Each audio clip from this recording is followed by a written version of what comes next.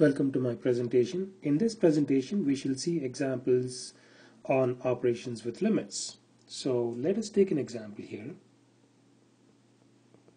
And in this example, we want to find the limit.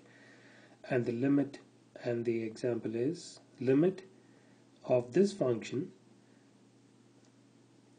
the square root of x squared minus 3x plus 2. There is a limit like that, and then as x approaches 0, limit of a radical function x squared minus 3x plus 2 as x approaches 0. So as the way we can solve this problem is as follows. Step number 1, we're going to substitute the value of x as equal to 0 in here, and when we do that, we're going to see this expand out as follows. X to the power of 2, wherever we see x, we're going to substitute the value of 0. So 0 to the power of 2 minus 3 times 0 plus 2. So when we simplify this, this is going to be the square root of 0 minus 3 times 0 is 0 plus 2. So this is going to simplify to square root of 2. Then the square root of 2, we can either leave it there, or we can write this one as 1.414. If you use your calculators, you'll see the value of square root of 2 is going to be equal to 1.414. You can either leave it as square root of 2 or simplify it some more as a decimal number, 1.414, as like that. Let us take another example. Let us say this time we want to find the limit of this function, limit of 2x squared minus x plus 4 as x approaches 1. So we'll follow these steps. The way we want to solve this problem is we'll follow these steps, which will make it a lot easier for us.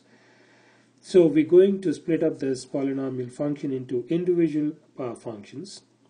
The first one, we can write it as limit of this first function, 2x to the power of 2 as x approaches 1, minus the limit of the second function, which is x as x approaches 1, and then plus the limit of this constant number 4 as x approaches 1. So we're going to simplify this in our second step, and the way we want to do it is as follows. Now we're going to substitute the value of x equals to 1 wherever we see x. So we have 2 times 1 raised to the power of 2, like that, minus, in the second limit we have just the limit of x, so therefore we're going to substitute the value of x as equal to 1, plus the limit of a constant number is not going to change that, so we're going to write that constant number down.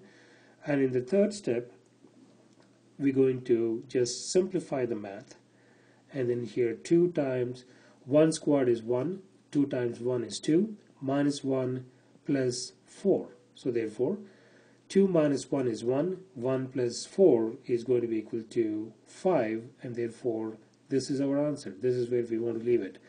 So when we evaluated this limit, the limit of this function, 2x to the power of 2 minus x plus 4 as x approaches 1, simplified to a positive 5, like that.